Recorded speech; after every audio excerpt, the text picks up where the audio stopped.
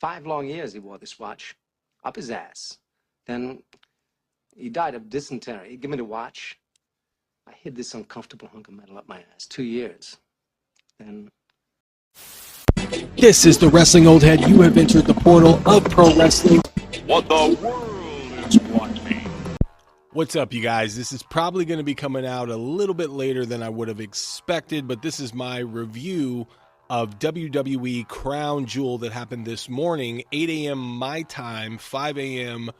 West Coast time from Australia. And this was one of those PLEs where, to be completely transparent with you, I went in with the lowest of expectations. And not only were my expectations exceeded, but we ended up having a lot to talk about and very little overbooking, very little interference-heavy shenanigans, which is a refreshing take because they did a lot seemingly without progressing things in a way where it was big moment after big moment. We didn't get The Rock. We didn't get Brock Lesnar. We didn't get Austin Theory joining the Vision. We didn't get Becky Lynch coming out. We didn't get a whole lot of shenanigans. And they showed with very little how much they can do. And I was excited about that. I gotta say, though, one thing that really kind of irks me about WWE PLEs, and I noticed this kind of for the first time, and I have to speak on this before I get to all the good that came of this WWE Crown Jewel, but this is just something that really irks me, which is the commercial break and the amount of commercial. It's like in between every match is like a trailer, and I understand the theatrical part of my brain is like every match is its own movie. So you get 5 movies in 3.5 hours for the WWE. However, it really could kill your momentum, you know? And there were a lot of moments that the WWE utilized at the end of each match in this 5-match PLE. And right as you're riding that high, you see a commercial and then more commercials and more commercials and more commercials. And it felt like instead of watching a PLE, I was watching Saturday night's main event, like an extended Saturday night's main event for some reason. I mean, obviously the commercials weren't like, you know, Pizza Hut or Subway or Slim Jim commercials. They were, you know, movie trailers essentially, but, you know, they were like trailers for upcoming events. But still, that even said, it's like you can utilize that. When I was growing up in the 90s, and I hate to bring it up, but hey, look, you came to the Wrestling Old Head for his opinion on a current PLE. And when I was growing up, to break up the monotony from each match, to get you reset and ready for the next match to come, you had backstage interviews. And I really feel like that's what's missing. I mean, when you're watching Raw, and even to a certain degree SmackDown, you get backstage segments, and occasionally you'll get Byron Saxton in the bleachers. You'll get Jackie Redmond backstage interviewing someone. Sometimes you'll even get an in-ring interview. But what we're really missing are those backstage segments right before the match where Jackie Redmond or Kathy Kelly could bring in AJ Styles or John Cena and ask for any last comments before they go out. It's a small detail, but that even then, that can be something that they can utilize. I'm not asking for an angle or a story progression between the matches, but just something to keep the vibe going. Because when you go to commercials or when you go to trailers for a boxing or UFC event, or even for the upcoming WWE PLE, in excess, the way that they did for this PLE, it really kind of takes you out. But anyways, that's just an aside I wanted to rant about for a little bit. Let's get to the actual event. So this event happened in Perth, Western Australia at the RAC Arena. I think it was estimated 14,000 people that were in attendance, and they were loud for every match. And the pacing as well as the formatting for this event was really, really well done. And so in the opener, Bronson Reed defeated Roman Reigns in 21 minutes in an Australian street fight. This was really well paced. The chemistry between Bronson Reed and Roman Reigns is excellent. I think they work together really well. And their familiarity with one another, their ability to tell a story in the ring, it's really something to behold. Bronson Reed, in the last, I would say, 2.5 years, has really come into his own. He is not the tallest guy in the WWE. He's not the biggest guy in the WWE, but he is the Rhino. You know, he reminds me of Rhino, ECW Rhino, in a sense that he's using his size to his advantage, and he appears to be larger than he is. And this was a match that really set him into an upper card main event tier, to where now, I mean, they protected him so many times. I mean, if you look at all of the times they have protected him, I mean, from the feuds that he had with Braun Strowman to where he took out Seth Rollins and Sami Zayn, they have really done a good job of making him a big deal.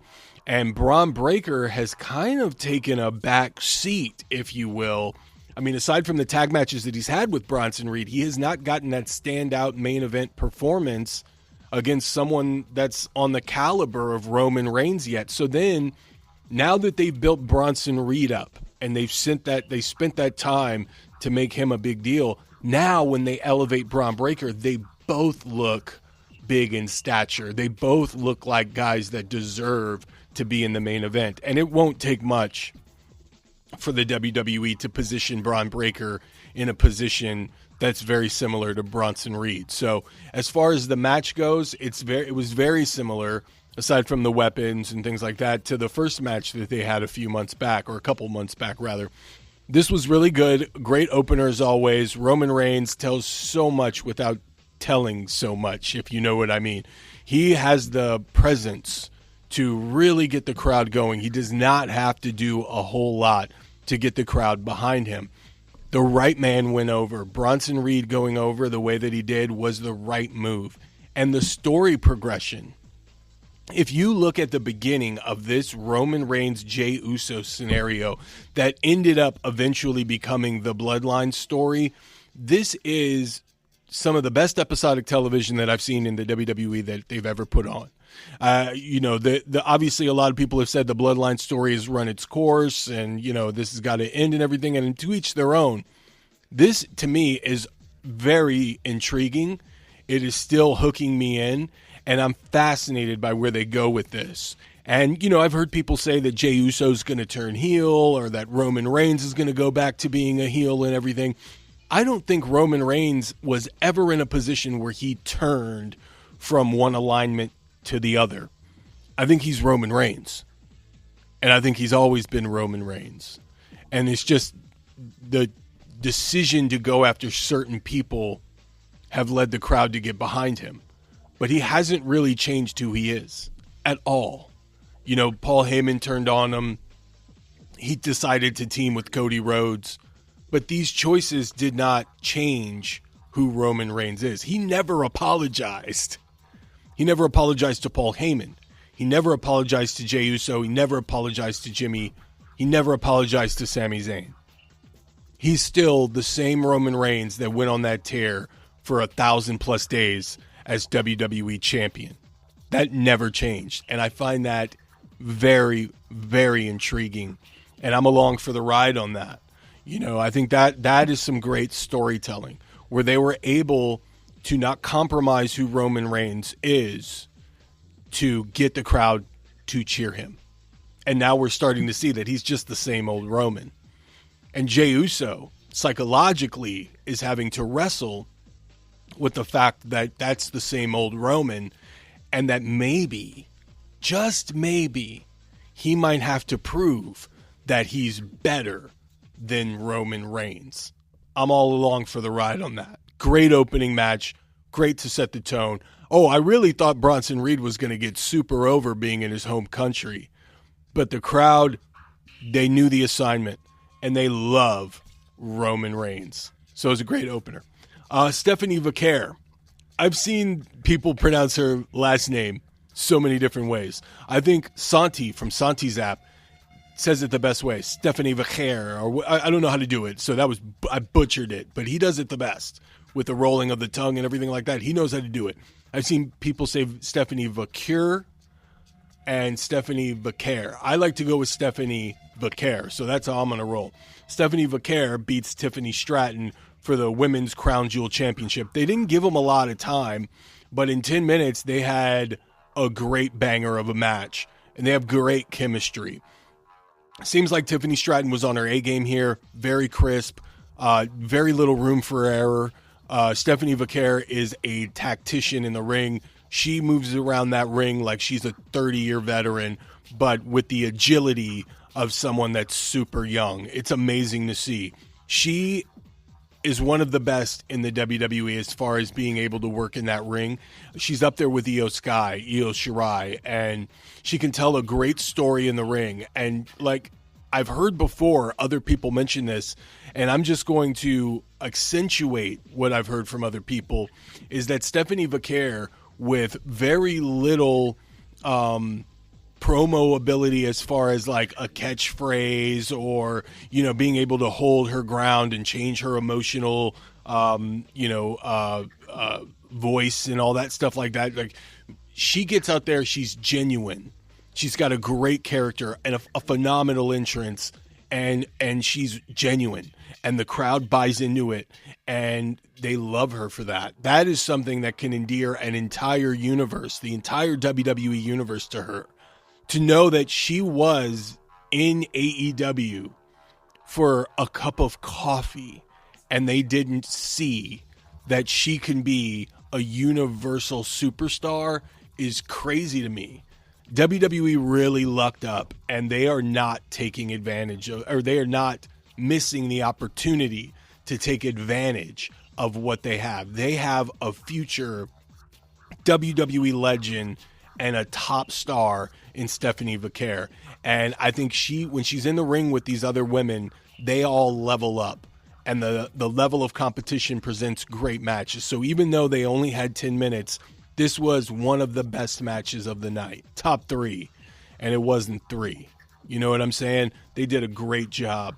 And I loved the post-match promo from Stephanie Vaquer. Great way to put her up there with some of the best in the WWE. Not even the women's division, in just the WWE. And the next match is the match of the night, and probably a top candidate for match of the year. This was one of the prettiest songs I've ever heard sung visually in a wrestling match. This was an ode to the professional wrestling that I grew up watching. John Cena defeating AJ Styles in just about 27 minutes. AJ popping when John Cena gives the ring announcer, I think her last name is Taylor, I forget her name, Alicia Taylor or something like that. John Cena gives her a note, and the note is the announcing introduction notes, the bullet points for AJ Styles. And that really felt genuine, and that was something that really made me smile, especially when Alicia Taylor says that he is the undeniable leader, the undeniable boss of the Bullet Club. And he was like, oh, shit. Like, that was awesome. These guys put on a clinic. All these young professional wrestlers. Look, I don't have a professional wrestling background. I've never been backstage for a WWE show or a WCW show or ECW show or TNA. I don't know what's behind the curtain. But in my opinion, all the young talent coming up in any quarter of professional wrestling, the Indies, Japan, Mexico, if you want to learn how to put on a main event match, no matter where it is on the card, watch John Cena against AJ Styles in seemingly their final match one-on-one against each other. Watch this match, because this shows you how to tell a story in the ring, how to spam moves, how to spam quote-unquote big moves, to quote Dave Meltzer, and how to really leave an imprint. That match is going to be remembered in a time-honored tradition, remembered in a way that very few professional wrestling matches in this day and age can be remembered. We are in the informational superhighway. We are in a fast-paced lifestyle of 15-second clips, 15 match cards. Everything is fast-paced. Memory is fleeting. You will remember this match with the likes of Shawn Michaels and The Undertaker and Kenny Omega and Bryan Danielson's first match. This is a match you will remember for a long, long time. This also confirmed that AJ Styles is in his last run as a full-time professional wrestler. He will retire in 2026.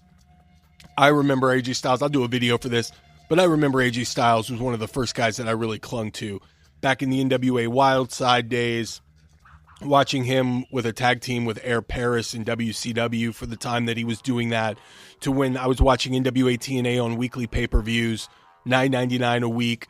AJ Styles was the man to watch. Ring of Honor. This is one of my favorite independent professional wrestlers of all time, up there with Samoa Joe and Loki and Amazing Red and Christopher Daniels and Jerry Lynn. This is the professional wrestler of a generation that taught so many how to do it the right way. And those that listened are climbing up the ranks in professional wrestling. This was a classic match. I don't need to go any further because I'm sure you've heard it from all other YouTube content creators and journalists alike. This was the match that really brought the entire internet wrestling community together, and there's really not a bad thing that anybody can say about it. I mean, the haters are going to hate, but this was a great match. The match of the night, in my opinion. John Cena, man, he's batting over 500. I mean, the Brock Lesnar match aside, which was an entertainment flair of a match, every match that John Cena has had since he's been a face has been wonderful. It's an ode to professional wrestling. Hats off to John Cena. Hats off to AJ Styles. Hats off to the WWE for allowing them to get the time in to tell this story and put on a great match. And AJ Styles was 100% right when he said it on Raw.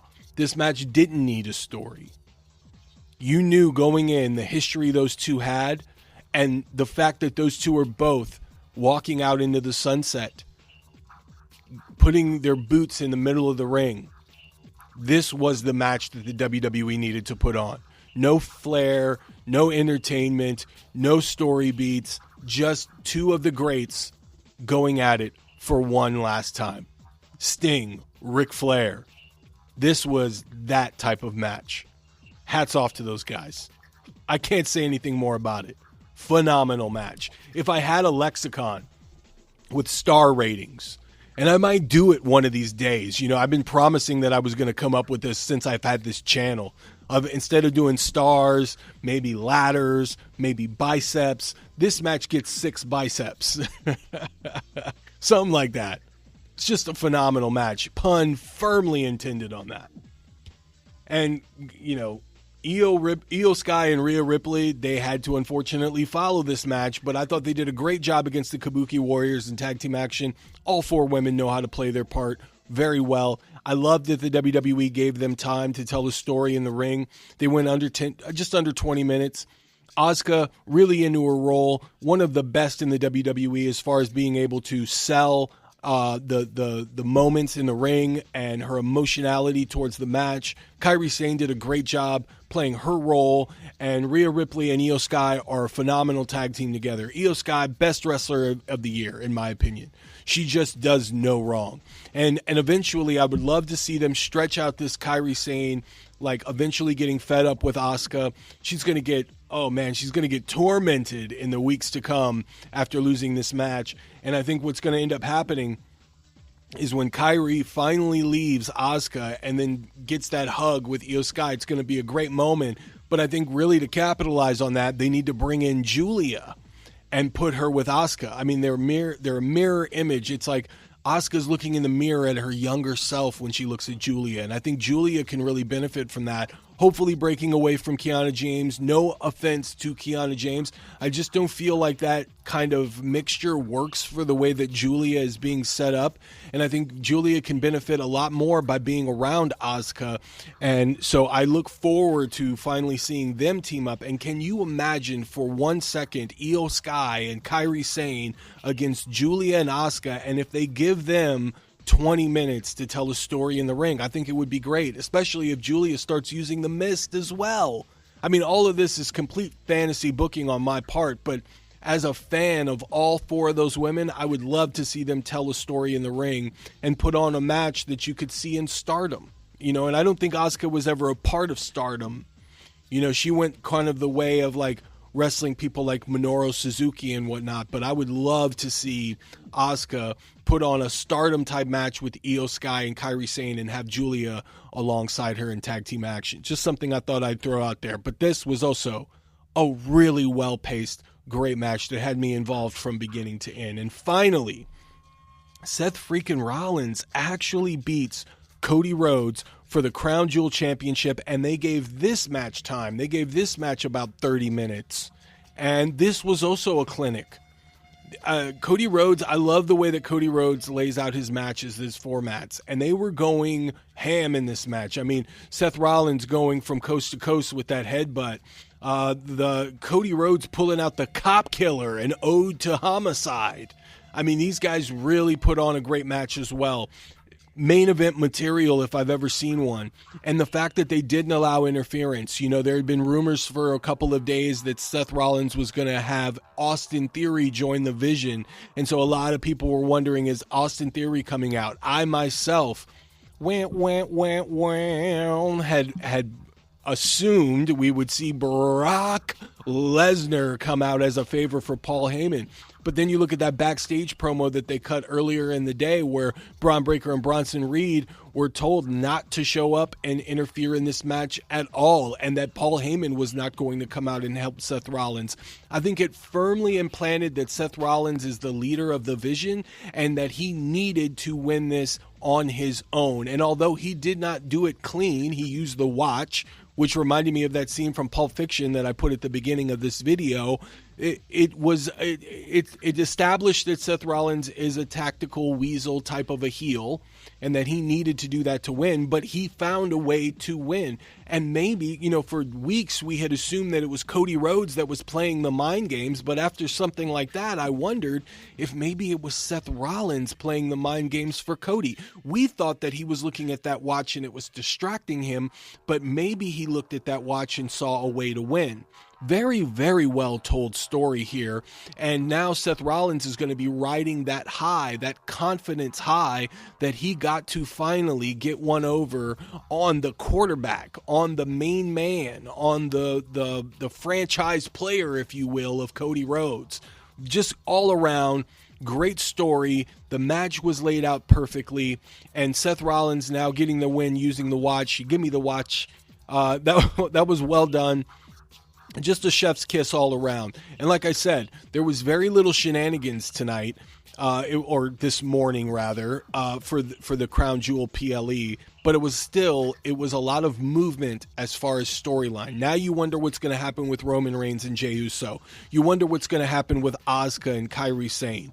You wonder what's going to happen with the tribal thief, Bronson Reed. You wonder how Cody Rhodes is going to respond to this loss and where Seth Rollins is going to go after that. And I know there's a big rumor that Seth Rollins and CM Punk are going to wrestle on Saturday night's main event. Who's John Cena going to wrestle on Saturday night's main event? I feel like they've added an extra day.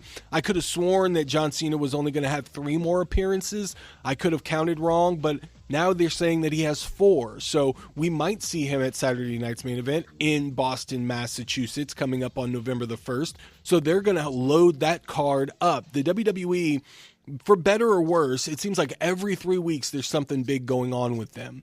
And I find that hard to be able to really progress stories and really build up the way that they do. But I feel like at this Crown Jewel PLE, and then what happened on SmackDown on Friday, they're doing the best that they can to roll these stories out and progress them at not such a fast clip that you don't have a chance to process everything, but that you're still excited about what's to come and you don't have that long to wait for it. So hats off to the WWE all around. I think they really capitalized on the criticism of WrestlePalooza, and they put on a great show. This was a show, like I said, I had very, very little confidence in the show to really blow me away, but I was in it. And they drew me in by just doing the simplest form of entertainment, which is put on a great professional wrestling PLE, but also progress storylines in a very natural way that doesn't seem like it was relying too heavily on the big moments.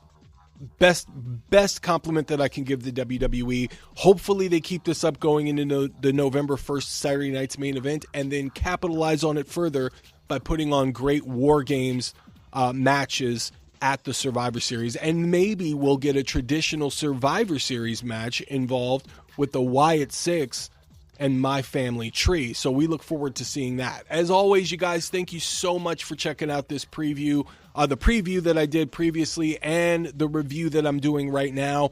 If you like this video and you're interested in more, go ahead and hit that subscribe button. I've got so much in the library, so much in the clip. I just put out a video today where I was talking about LA Knight. Yeah.